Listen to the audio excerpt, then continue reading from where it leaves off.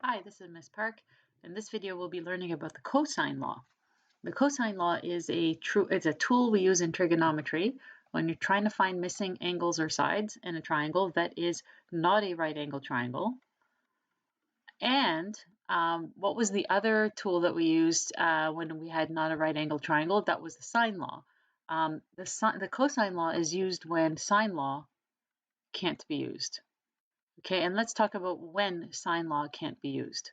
Okay, if you look at the triangle that I have over here, if I try to solve this with the sine law, let me put some letters to it. So let's say this is A, and this is B, and this is C, and I could label this as little a down here, this is side little b, and this is side little c. If I wanted to find, let's say, side little b, I would need to set up a sine law with having big B, which I have, okay, but then I also need a pair of an angle and a side across from it so I could set up the rest of the sine law. So if I wanted to do this, sine b over little b, I would need either big C and little c given to me, or I would need big A and little a given to me. But I don't have that because I don't have any of the other angles.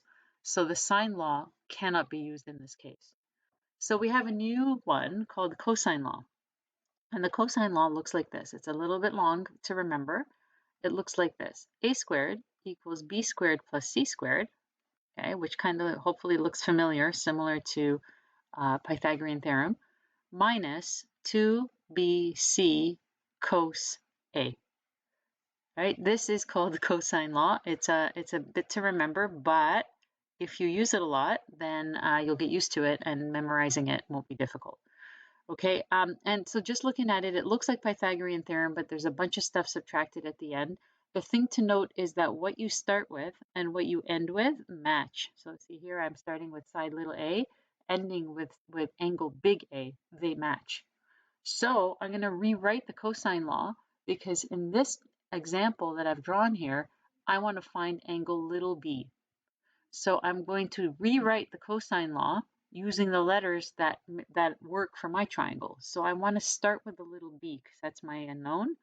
And the other letters are gonna be the a and the c. So now it's gonna be b squared equals a squared plus c squared minus the 2 is always there. Now instead of bc in the formula, now it's ac because it's the other two sides, cosine of big B.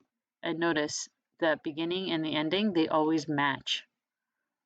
All right, and so once I have this, I can put my values into the formula. So I get b squared equals, now little a squared I have, this is 35 squared, little c I have, so plus 10 squared, minus 2 times 35 times 10 cosine of 67 degrees.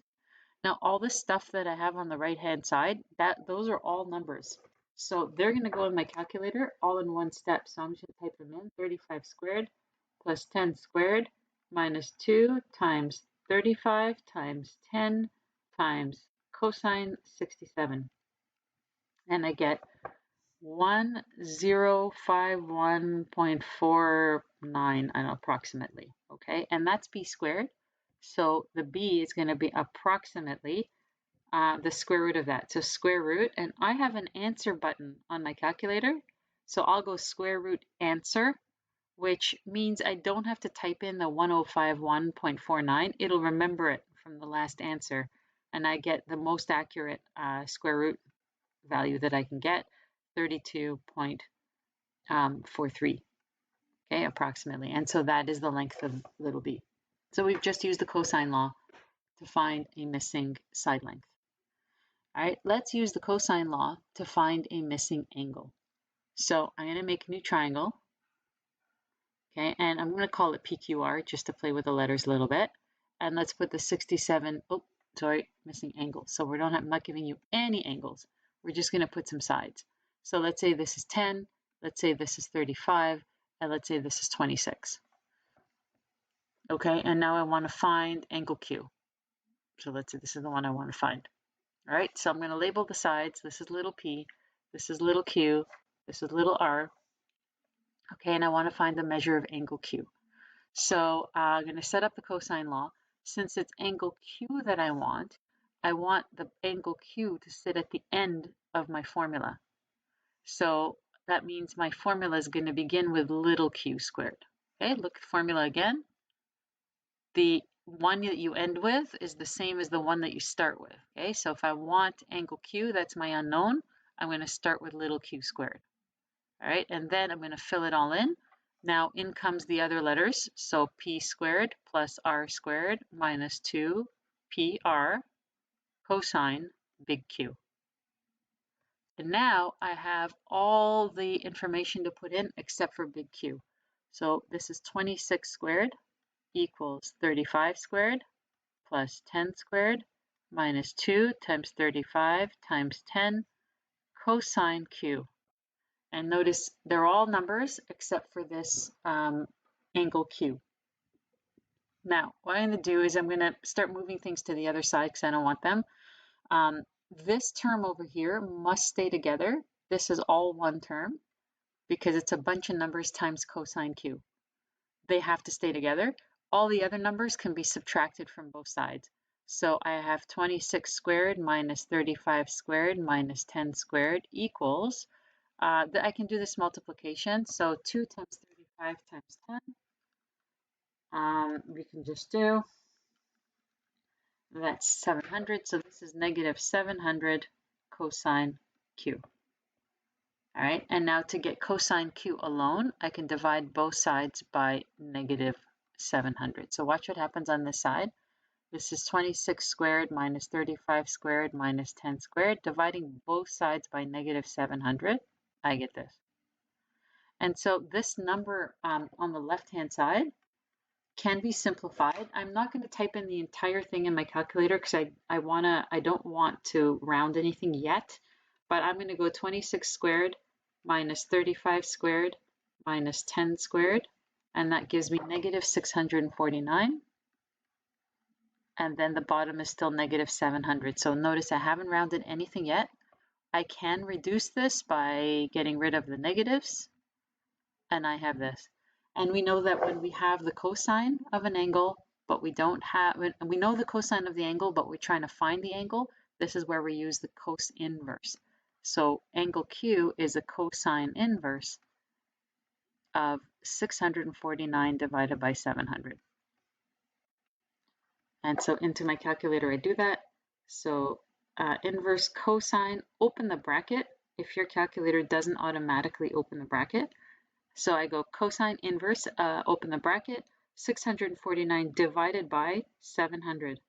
Close the bracket, and I get 22 degrees, approximately 22 degrees. And so that's how you find the missing angle.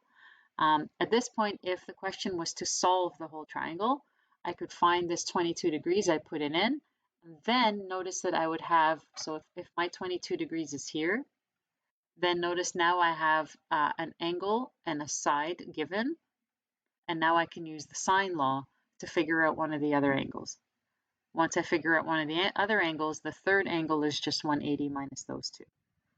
Okay, but your first step when you don't have any angles will be the cosine law because we don't have an angle and a side pair given to us.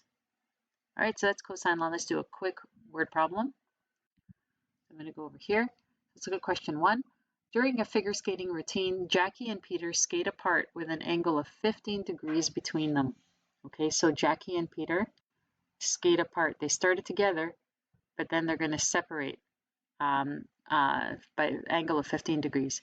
Jackie skates for 5 meters and Peter skates for 7 meters. Let's make this one a little longer. Okay, how far apart are the skaters? So after Jackie's done, she ends up over here and Peter ends up over here.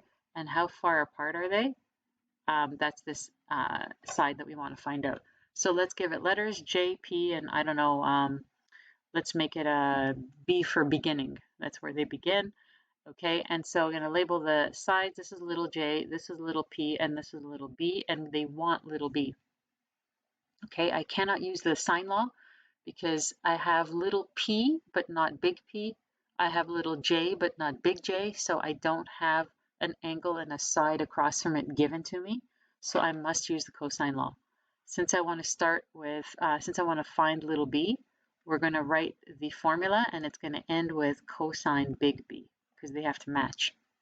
So what goes in the middle? Well, it starts out looking like Pythagorean theorem. You're just going to use the other sides. So little b squared is equal to little j squared plus little p squared minus 2j p cos big B. So b squared is equal to 7 squared plus 5 squared minus 2 times 7 times 5 cosine 15 degrees. All of that goes into the calculator. Okay, all in one step, and then b is the square root of that answer, and that tells you the distance apart. Okay, another question we can do is this one over here. On a map, Orlando is 177 millimeters due south of Niagara Falls. Denver is 273 millimeters from Orlando, and Denver is 235 millimeters from Niagara Falls. Find the angle at Niagara Falls. Okay, so this question, Orlando is 100, so here's O for Orlando, terrible letter to use, due south of Niagara Falls. So we know that Orlando is here. This is 178 millimeters. Denver is 273 millimeters from Orlando. This is Denver. And Denver is 235 millimeters from Niagara Falls. So I'm going to go like this. Now, it looks like a right angle triangle the way I've drawn it. That's only because they said Orlando is south of Niagara Falls, but really there's no right angle at all in this triangle. It just kind of looks like that way, but it isn't. So find the angle at Niagara Falls. So this is what I'm trying to find over here. Okay, so I'm going to set this up. How about I use R for Orlando because I don't like this angle O.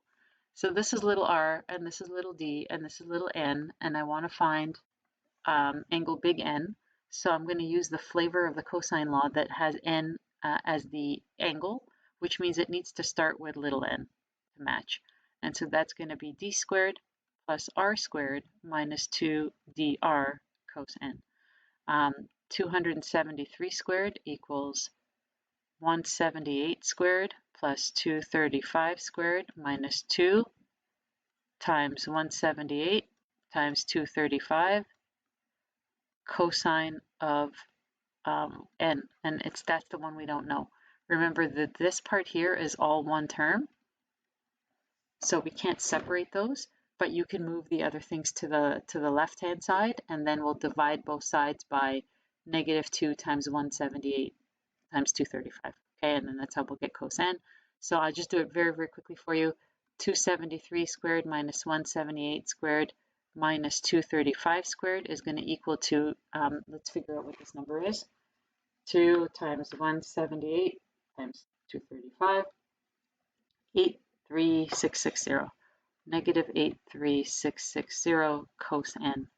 Okay, now you'll divide both sides by -83660, and you'll get cos n equals some number, and then you'll get n is the cos inverse of this number. Okay, and that's how you get your angle. Okay, lots of practice. Thanks for watching.